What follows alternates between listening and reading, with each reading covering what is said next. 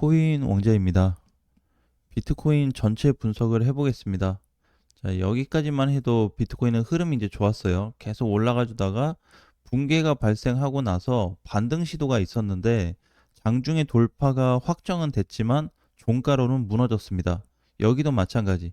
장중에 두 번이나 복구가 된 상태였는데 종가로 다 깨진 상황이에요. 복구가 되었을 때 시즌에 대략 거래량을 보게 되면은 거래가 크게 늘어나고 있지 않았고, 여기 A 자리하고 현재 B 자리로 나눠서 본다면 B 자리가 더 약해진 상태였습니다. 거래적인 부분도 마찬가지죠.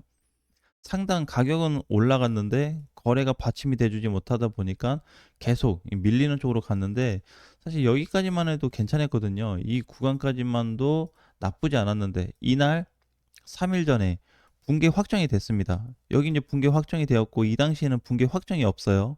장중에 깨진 거였지. 그래서 밀리고 나서 지금 추가 이탈이 발생하고 있는데, 그럼 추가 이탈 기준으로 여기를 기준 삼아서 어디까지 볼 거냐. 자, 이제 이거에 대한 문제로 봐야 될 것 같습니다.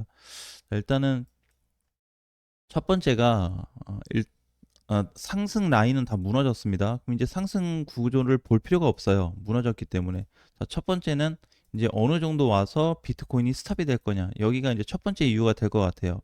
지금 가격에서 놓고 보니까 뭐 크게 밀릴 자리보다는 오늘 하락하고 있는 게 커요. 3.8%인데 바닥까지 놓고 보면은 한 1.4%, 그냥 넉넉히 1.5% 잡으면 될 것 같습니다. 여기를 이제 지켜줄 마지막 선이 될 것 같아요. 그러니까 이제 무슨 얘기냐면, 최근 돌파 자리가 7월 달이었는데 7월 돌파 이후로 상승 구조는 깨졌지만 지지선 개념으로 놓고 본다면 아직 이탈이 없습니다. 그러니까 이제 첫 번째 라인이 여긴 거고, 첫 번째 라인도 만약에 손상이 된다 그러면 이제 그 다음 구간이 다시 커지게 되겠죠. 여기가 이제 깨지면 안 되는데 제 기준에서는, 자, 이렇게, 그러니까 여기가 망가져 버리면 다음 하단이 그냥 바로 여기거든요. 그러면 현재 위치로 봤을 때 붕괴가 됐다는 가정으로 본다면 약 10% 정도 빠질 공간이 나와요. 길게 본다고 했을 때. 근데 비트코인은 월봉상 놓고 보더라도 계속 불안정했단 말이에요. 불안정했는데 문제가 뭐냐면 모든 코인들을 다 밑으로 보내고 있습니다.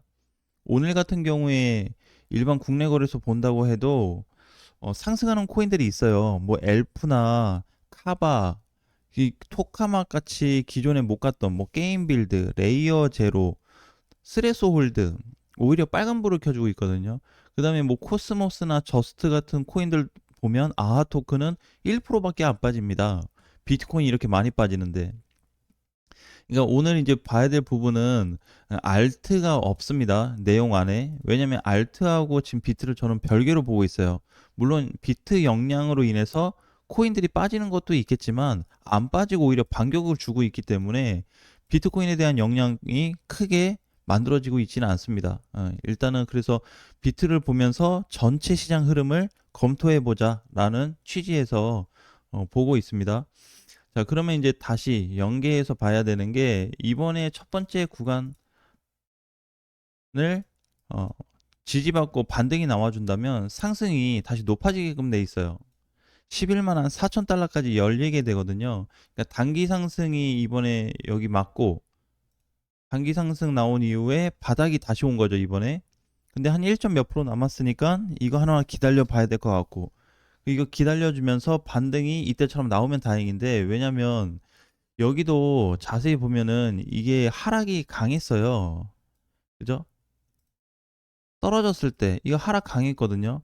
하락 강하고 나서 바닥에 한 3일 머무르다가 반등이 나오기 시작했습니다. 자, 이제 이 과정하고 지금 과정하고 과연 똑같이 맞물릴 거냐, 이걸 일단 계산을 해야 되겠죠. 그래서 가장 현실적으로 볼 수 있는 거는 지금 여기까지입니다. 여기까지. 현실 가능한 거는 다음 전체 추세로 놓고 보면 지금 단기적인 추세는 끊어졌잖아요. 상승 추세가 이미 끝났어요.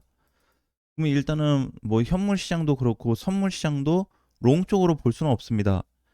상승 흐름이 끊어졌는데 어떻게? 그래서 이제 바닥에 오는 추세 관점, 즉 지지선 개념으로 놓고 본다 그러면 여기가 첫 번째가 될 것 같고, 이쪽이 두 번째, 라인으로 기억을 해야 됩니다. 만약에 두 번째 라인까지 부순다 그러면 8만에서 8만 2천 달러까지 내려갈 수 있기 때문에 좀 신경을 써야 될 것 같아요, 이번에.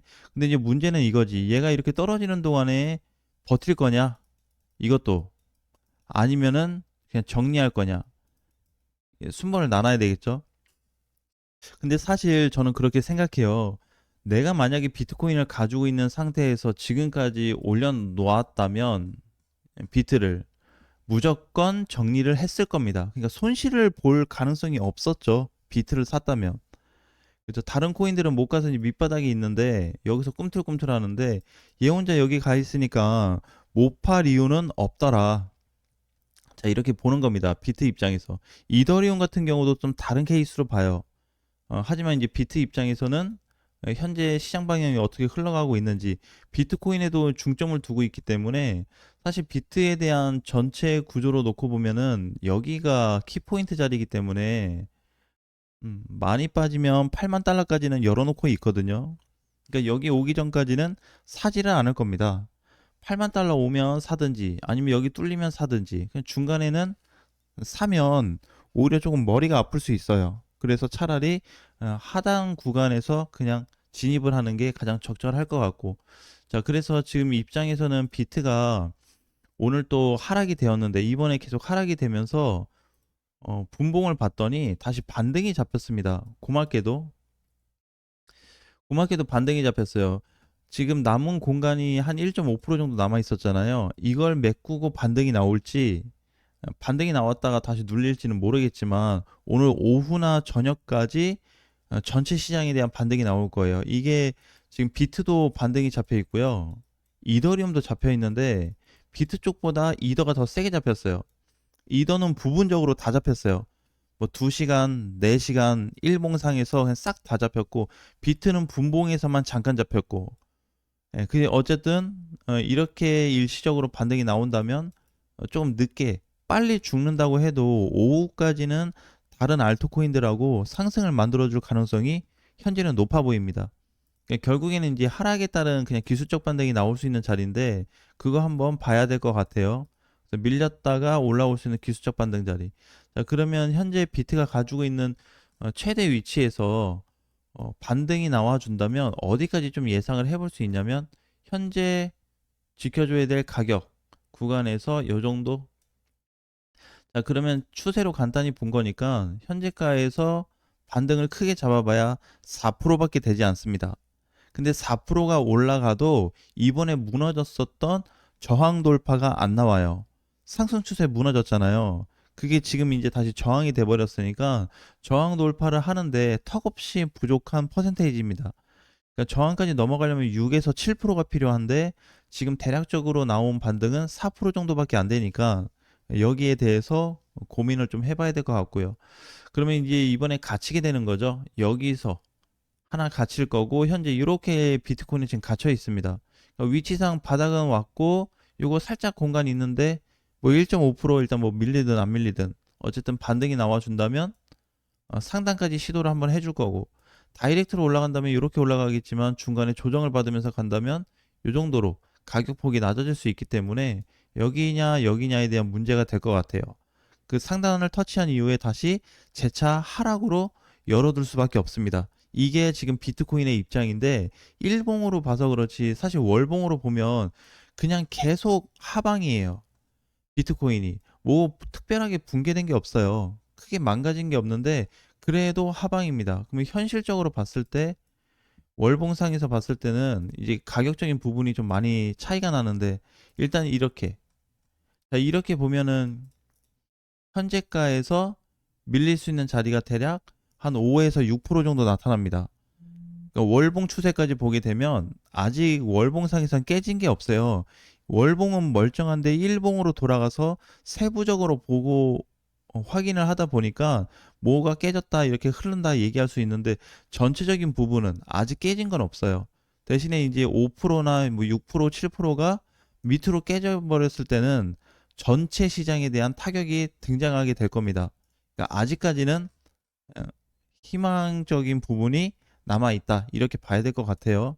자, 어쨌든 오늘 장이 이제 시작이 됐는데 이더리움하고 대부분의 알트코인들, 비트를 포함해서 단기 반등이 잡힌 상태입니다.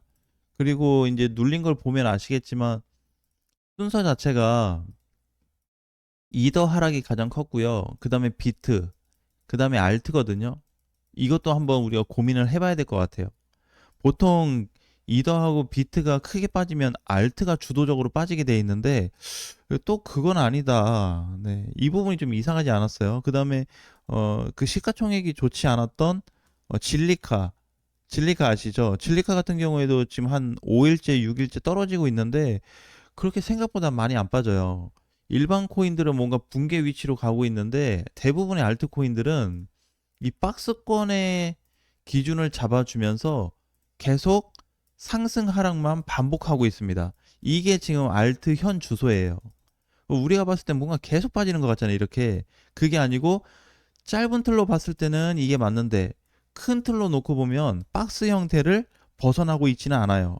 여기에 그냥 비트 혼자 무너지고 이더리움 혼자 올라갔다 조정받고 있고 이런 상태입니다. 네, 그렇기 때문에 현재 오늘은 비트코인에 대한 중점으로 시장을 검토했기 때문에 전체적인 시장의 변화, 그 다음에 비트코인이 이번 구간의 지지선이 깨진다면 다음 자리까지 떨어질 것까지 예상을 해두고 깨지지 않는다면 이번 반등을 어떻게 소화해 줄지 한번 기대해 보셔도 좋을 것 같습니다.